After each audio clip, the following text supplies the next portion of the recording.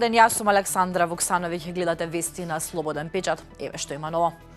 Со индекс на загадување од 155, Анхелт и Скопје моментално се наоѓа на 7-то место на листите со најзагаден воздух, рамо до рамо со некои од најзагадените градови и држави во светот. Кога индексот е над 150, здравствените ризици не се ограничени само на ранливите групи, погодени се сите. Најчестите последици се иритација на очи, нос и грло, кашлица, отежнато дишење и чувство на притисок во градите, влошување на астма и хронични болодоробни болести. Големен ризик од срцеви и мозочни удари при долготрајна изложеност. Децата, постарите лица, бремените жени и луѓето со кардиоваскуларни и респираторни заболувања се најранливи, но истражувањата покажуваат дека долгорочното загадување влијае врз имунолошкиот систем, когнитивните функции и општата животна возраст. Председателката на државата, Гордана Силјановска-Давкова, денеска напладне ќе одржи свое годишно обраќање пред пратениците во Собранието на Република Македонија. Во обраќањето се очекува председателката да се осврне на клучните политички, економски и општествени прашања во државата, како и на предизвиците со кои се соочува земјата на домашен и меѓународен план. Традиционално годишното обраќање представува можност за сумирање на изминатиот период и за испраќање пораки за приоритетите и насоките во наредната година. Интензивно се работи на изградба на кафилерија во Македонија и на системско решавање на проблемот со немањето гробишта за домашни миленици. Како што изјавува директорот на Агенцијата за храна и ветеринарство Оливер Виланов, до средината на идната година се очекува да бидат договорени основите за двата проекта, локациите и потребната инфраструктура, пошто ќе започне и практична реализација. Миланов посочува дека досега голем дел од починатите миленици завршувале на депонии за комунален отпад, што е сериозен еколошки и здравствен проблем. Во однос на кафилеријата, идејата постои уште од 2019 година, но поради несогласувањата и недоволна информираност на локалното население не била утврдена соодветна локација.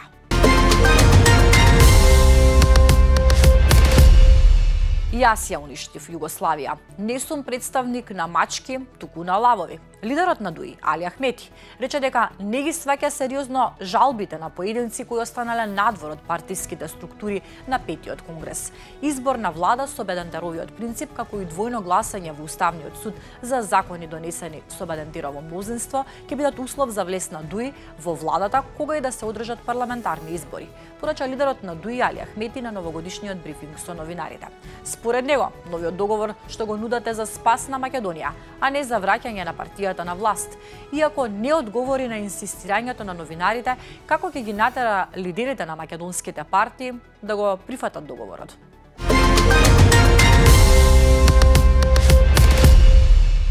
Руските вакцини против рак во последно време создаваат големи очекувања кај некои пациенти и кај нивните семејства. Но дали треба веднаш да се посегне по овој вид на терапија? Експертите предупредуваат дека овие вакцини против рак се експериментална терапија и се уште се во развој. Сепак постои оптимизам дека овој третман, кој не е прв од овој вид, може да биде успешен за некои форми на рак. Експертот за молекуларна биологија и генетика доктор Горан Кунгуловски објаснува за Слободен печат дека овие терапии не се вакцини во буквална смисла на зборот, односно не спречуваат рак кај здрави луѓе, туку се терапија за пациенти кои што веќе имаат канцер. Со докторот разговараше Хари Кацановски, а целиот разговор ќе го најдете на нашиот сајт.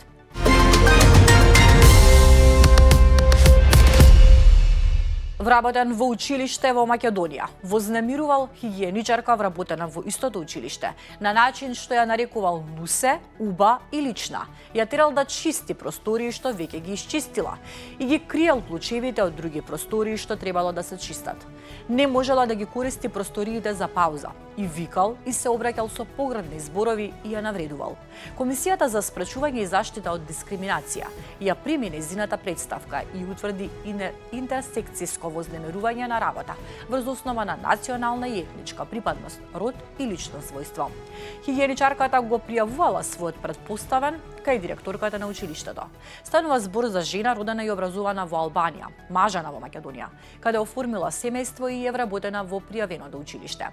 Таа навела дека представката до Комисијата за спречување и заштита од дискриминација ја поднесува заради повеќе месечна тортура, навреди и омаловажување од страна на нејзиниот претпоставен, кој е пријавуван повеќе пати кај директорката на училиштето за недолично однесување.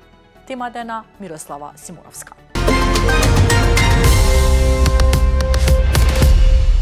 Почна изборната кампања за повторените локални избори за градоначалници во општините Гостивар, Маврово Ростуше, Врапчиште и Центар Жупа, што ќе се одржат на 11 јануари 2026.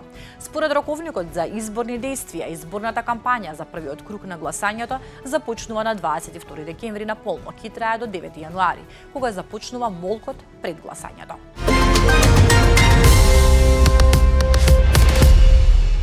Откако во петокот наутро почна уривањето на десетина бараки сместени покрај кеот на реката Вардар од хотелот Holiday Inn, кон трговскиот центар Джамбо. Утринава можеше да се забележи дека поголемата градежна офанзива има една преживеана зелена барака, која остана недопрена од надлежните, што создаде дилема зошто токму овој објект е посебен или пак недопирлив. Земајќи предвид дека градот нема градежна инспекција, факт добро познат во јавноста по повеќемесечните онлайн препукувања и герила акции на екс-градоначалничката на Скопје Данила Арсовска. Во како што велеше таа, борбата со дивоградбите во Чаир. Интересно беше како сега град Скопје може да урива објекти и да дава известување со рокови пред уривање. Токму овие прашања ги пративме до град Скопје, од каде што ни одговорија дека предводник во оваа акција била општина Центар, додека пак градот учествувал само како логистичка поддршка во вид меѓуопштинска соработка, што било претходно изгласано од Советот и е новитет во дејствувањето на локалните самоуправи, а веројатно ќе продолжи како практика и во иднина. Темата е на Филип Николов.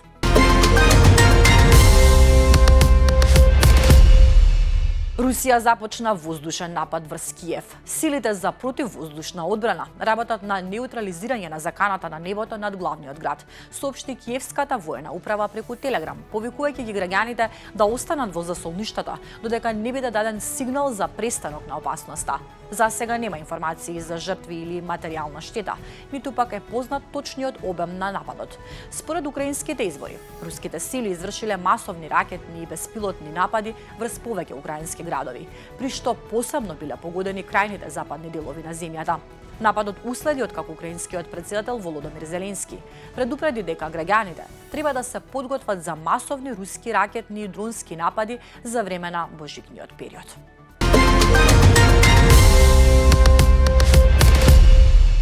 Уште вести од светот. Украински напад со беспилотно летало во текот на ноќта предизвика пожар во индустријски објект во јужниот руски регион. Во нападот нема пријавени повредени, а стамбените згради и основната инфраструктура на градот не се оштетени. Видеата и фотографиите, објавени од локалните жители, покажуваат огромни пламени што излегуваат од правец на погодот.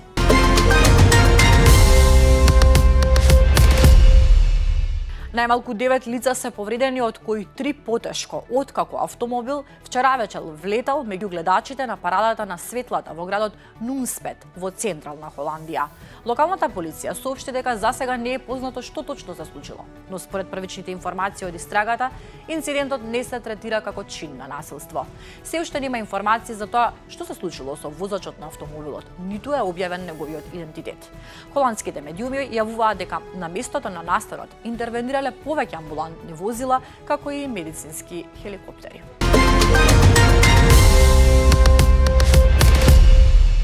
Еден маж беше убиен од американските сили за време на насочен напад врз брод за кој се сомневаше дека шверцувал дрога, кој пловел во меѓународните води во Источниот Пацифик, објави рано утрово американската јужна команда. Според официјално ажурирање објавено на платформата X, имало информации дека бродот превезувал нелегални дроги и се движел по една од најозогласените поморски рути на меѓународната трговија со дрога во регионот на Источниот Пацифик. Во истата објава беше објавено и видео од 24 секунди на кое е снимен моментот на нападот, кога бродот е погоден и експлодира во морето. Најмалку 105 лица се убиени во напади врз бродови, за кои се сомнева дека пренесуваат дрога, како дел од кампањата наречена Операција Јужно Копје, за која администрацијата на Трамп вели дека има за цел да го спречи шверцот со дрога.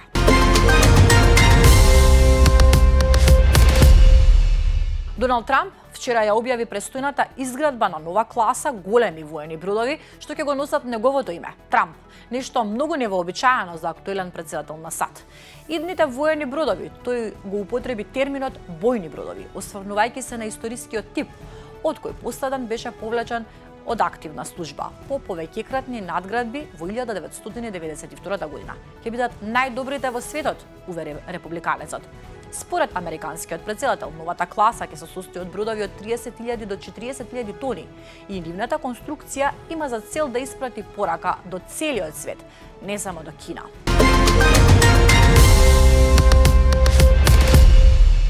Невообичаена сцена се одвиваше во еден супермаркет во Монтреал, Канада, кога група луѓе облечени како дедомразовци со помош на маскирани џуџиња ги наполнија своите торби со намирници во вредност од илјадници долари и исчезнаа во ноќта. Подоцна објаснија дека станува збор за акција во стилот на Робин Худ, со која сакаат да предупредат за се посериозната криза и трошоците за живот, што ги направи основните потреби недостапни за обичните канаѓани. Околу 40 членови на група, позната како Робинс де Руел, учествуваа во грабежот кој се случи доцна вчера вечер. Во соопштението објавено во весникот под наслов "Кога гладот ги опоравува средствата", тие објавија дека храната ќе им се додели на оние на кои им е потребна. Тоа беше се во вестите на Слободен печат за денеска. Повеќе информации знаете каде можете да најдете. slobodенpečat.mk